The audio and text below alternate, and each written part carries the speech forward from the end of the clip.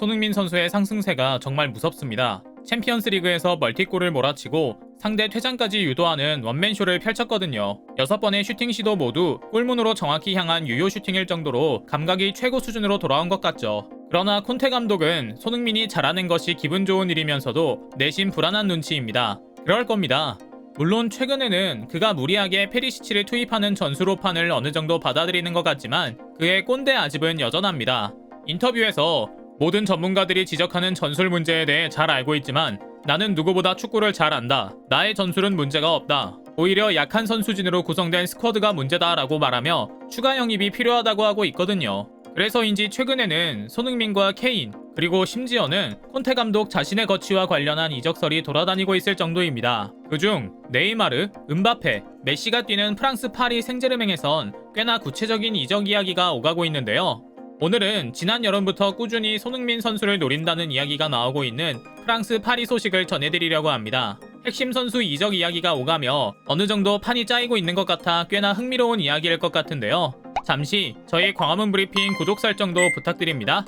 프랑스 파리 생제르맹을 주무르고 있다는 파리 출신의 축구 선수 킬리안 음바페가 팀을 떠나겠다는 마음을 굳혔다고 합니다. 사실 그의 이적 소동은 이번이 처음이 아닙니다. 구단에서 간신히 마음을 잡아 약 2,400억 원의 보너스를 주는 등 막대한 대우를 제시하며 3년짜리 계약서에 서명한 지 5달밖에 지나지 않았는데 그는 다시 PSG와 헤어질 결심을 했다고 하는데요. 영국 BBC는 프랑스 프로축구 전문가인 줄리앙 로랑 기자의 말을 인용해 음바페는 재계약은 실수였다고 느끼며 팀이 자신을 배신했고 오는 겨울 이적 시장에 팀을 떠나고 싶어 한다는 소식을 전했는데요. 이유는 간단합니다. 자신이 원하는 대로 선수들을 뽑고 쫓아내는 일에 팀이 호응하지 않고 자신이 빛날 수 있는 전술을 적용하지 않는다는 겁니다. 어리광이죠?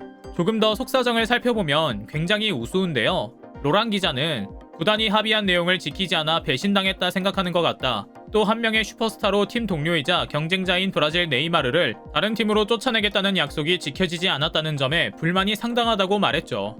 문제는 여기서 시작됩니다. 음바페가 어떻게든 팀을 떠난다는 의지를 표현한 만큼 세계적인 명문 팀들이 바빠지기 시작했거든요. 그리고 그 중에는 놀랍게도 토트넘이 있다고 합니다. 많은 팬들은 앞서 소개해드린 콘테 감독의 추가 선수 보강 발언이 음바페 영입을 위한 초석이라고 해석하고 있는데요. 여러모로 흐름 자체의 조각은 맞춰집니다. 해리 케인 선수가 토트넘에 좀처럼 마음을 붙이지 못하고 독일 바이에른 뮌헨으로의 이적 논의가 진지하게 진행되고 있다는 소식은 이미 공공연한 사실로 받아들여지고 있는 상황 속에서 토트넘은 공격진의 전력 보강이 필요한 것은 맞거든요. 그런데 꼭 케인이 빠진 자리에 음바페가 들어오는 그림만 그려지는 것은 아닙니다.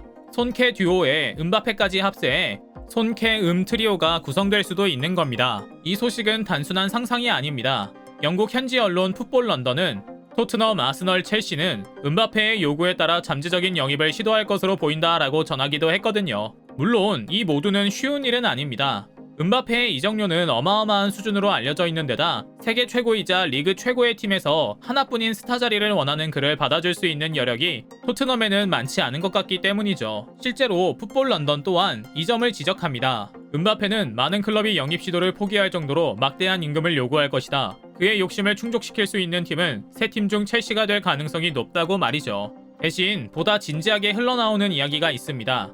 많은 언론들은 정말 그럴까 싶으면서도 꽤나 신빙성 있다며 다소 들뜬 모습인데요. 바로 PSG가 음바페의 빈자리를 손흥민으로 채우려는 시도가 관찰되고 있다는 겁니다. 사실 PSG의 손흥민 영입설은 이번이 처음이 아닐 뿐더러 오래전부터 지속됐습니다. 프로축구 이적 시장은 온갖 소문이 돌아다니고 그 중에는 꽤나 신빙성이 있는 소문도 있습니다. 시장 반응을 살펴보며 협상에서 유리한 위치를 점하기 위해서일 텐데요. 손흥민에 대한 이야기는 늘 진지했습니다. 그리고 손흥민이 영입된다면 손흥민, 네이마르와 메시가 함께 뛰는 삼각편대가 만들어질 것이라는 멋진 상상이 이뤄지길 염원하는 팬들도 많았습니다. 파리 생제르맹이 손흥민 선수의 처음 러브콜을 보낸 것은 7여 년 전이었습니다.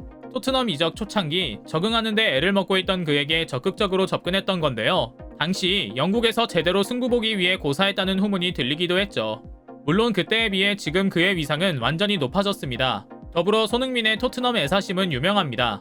토트넘은 최고의 팀이다라며 여러 차례 충성심을 드러내왔고 팀의 간판 스타로의 명예를 확실하게 보장하고 있습니다. 토트넘 핫스퍼 스타디움에 가면 여기저기에 손흥민의 얼굴과 영상이 장식돼 있을 정도니까요. 물론 연봉은 아닌 것 같지만요.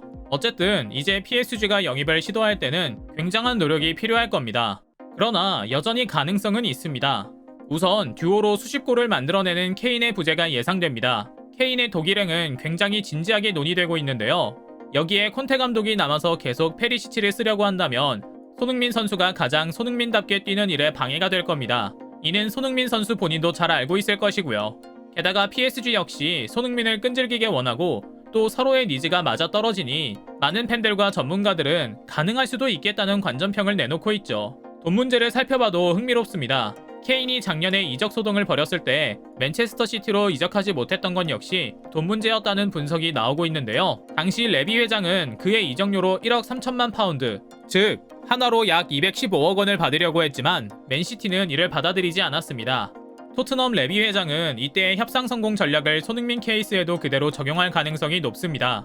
상대가 예상하기 어려운 수준의 이적료를 부르면 쉬이 다가오지 못할 것이라는 방법인데요. PSG의 상황은 좀 다릅니다. 이미 네이마르를 데려오며 하나로 약 3천억 원의 이적료를 지급할 정도로 자금력이 뛰어난 데다 정말 음바페가 이적한다면 그를 보내며 받는 이적료는 상상 이상일 것이거든요. 즉 오래도록 손흥민을 원했고 지불 의사와 능력까지 확실한 파리 생제르맹이 움직인다면 토트넘은 손흥민을 잡기 어려울 것이란 분석이 지배적인 겁니다. 이뿐인가요? PSG가 손흥민을 원하는 이유는 단순히 실력 때문만은 아닙니다. 음바페는 파리 출신의 선수로 여러 상징성이 있었습니다. 그러나 인성 부문에서는 문제가 많았습니다. 운동선수라면 경기에서 욕심을 내는 승부욕이 정말 좋은 품성이지만 그는 약간 과한 면이 있습니다. 얼마 전 페널티킥 키커를 정하는 과정에서 네이마르와 다투는 모습이 카메라에 포착되며 화제를 모으기도 했는데요. 원팀으로 똘똘 뭉쳐 우승을 거머쥐는 것이 일인 선수단 사이에 불화설이 나오는 것은 굉장한 불명예입니다. 이 때문에 구단과 팬들 사이에서 감독은 물론이고 선수들까지 싹 다 갈아치울 정도로 목소리를 내고 있는 음바페의 존재는 불편하지만 동행할 수밖에 없는 악동으로 받아들여지고 있는데요. 여러분도 모두 잘 아시다시피 손흥민은 감독, 동료들과 융화하는 일은 정말 끝내주게 잘하는 소위 인싸입니다. 전세계 어떤 선수를 만나도 손잡고 인사를 한다거나 유니폼을 교환하고 어느 하나 빼놓지 않고 셀카를 찍는 등 팬서비스까지 멋진 선수입니다. 여기서 포인트는 비축구 선수 팬들뿐만 아니라 축구 선수 팬들까지 알뜰살뜰 챙긴다는 점인데요. 원래 회사에서도 내부 직원 만족도가 높은 곳이 더욱 잘 굴러가고 실적도 잘 나오는 경향이 있죠. 손흥민은 팀의 구심축으로 멋지게 골을 넣어 팀의 승리를 거머쥐는 일에 더해 팀 전체를 하나로 묶는 마스코트 역할까지 잘 해내는 멋진 한국 청년입니다. 그리고 PSG는 이런 인재를 원하고 있는 것이고요. 사실 우리가 손흥민에게 원하는 것은 하나입니다. 몸 건강, 마음 건강 잘 챙기며 어디에서 뛰든 행복 축구를 하길 바라는 건데요. PSG에 간다면 그의 위상에 걸맞은 연봉을 받는 데다 무관의 서름을 딛고 리그 우승을 경험할 수 있을 겁니다. 그러나 또 동시에 그가 맘 편하게 생각하고 충성을 보이는 토트넘에서 또 한 시즌 멋지게 마무리하는 모습을 보고 싶기도 합니다. 어떤 결정을 하든 손흥민 선수를 응원할 것이라는 의지를 다지며 오늘 영상 마치겠습니다. 광화문 브리핑 구독, 좋아요 부탁드리고요. 오늘도 시청해주셔서 감사합니다.